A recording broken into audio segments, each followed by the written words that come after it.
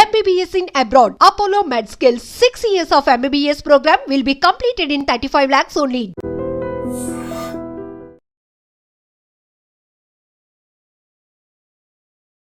Welcome to iDream channel. This is Pavan. Anantapur జిల్లాలో దారుణం చోటు చేసుకుంది. ఒక మహిళ వివాహేతర సంబంధం పెట్టుకొని భర్తని అతి కిరాతకంగా చంపించింది. గతంలో 2 ఘటనలు చూసాము. మేఘాలయ ఇన్సిడెంట్ హనీమూన్కి తీసుకెళ్లి చంపింది. అదేవిధంగా గద్వాల్లో కూడా ఒక సర్వేయర్ని అతి కిరాతకంగా చంపించిన ఘటన మర్చిపోకముందే మళ్ళీ అనంతపూర్లో ఇలాంటి సంఘటనలు చోటు చేసుకుంటున్నాయి. అసలు ఈ సమాజానికి ఏమైందో అర్థం కావట్లేదు. భార్యలు ఎందుకు ఇంత కఠినంగా ఇంత క్రూరంగా తయారవుతున్నారో తెలియట్లేదు.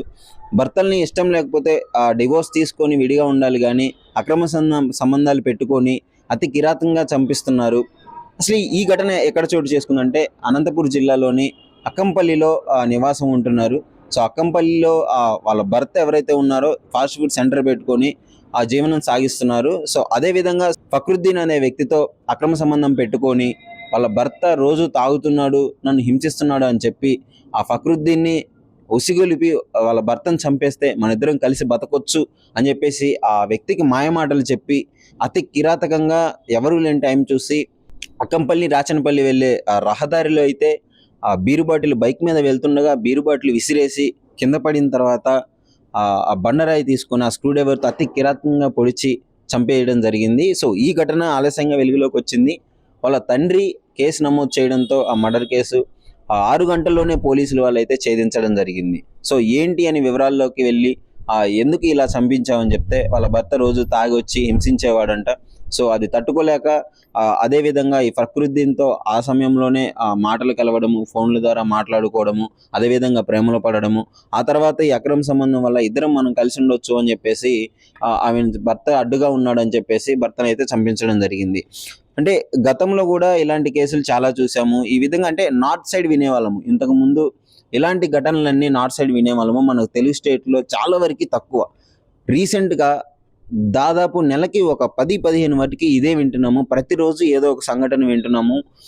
ఎందుకు ఇంత చట్టాలంటే భయం లేకుండా పోతున్నారు? ఇలాంటి అక్రమ సంబంధాలు పెట్టుకొని భర్తల్ని అతి కిరాతంగా చంపిస్తున్నారు. పెళ్లి చేసుకోవడమే పాపం అయిపోయింది.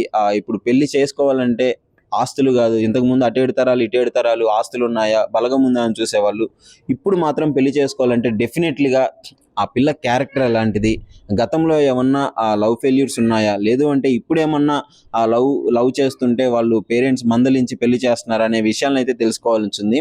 చిన్న లేదు పెద్ద లేదు వాయి వరుస లేకుండా ఏ ఏజ్ గ్రూప్ అయినా సరే ఈ విధంగా అక్రమ సంబంధాలు పెట్టుకొని అతి కిరాతంగా చంపించి, అంటే తొందరలో సడన్ డెసిషన్స్ తీసుకొని ఇలాంటి ఆకృత్య కట్టడాలకు లోనవుతున్నారు. సో మీరు చెప్పండి, ఇవి అసలు ఎందుకు ఇలా మారుతున్నారు, ఈ సమాజం ఎందుకు ఇలా అవుతుంది? మీ కామెంట్ రూపంలో అయితే తెలియజేయండి.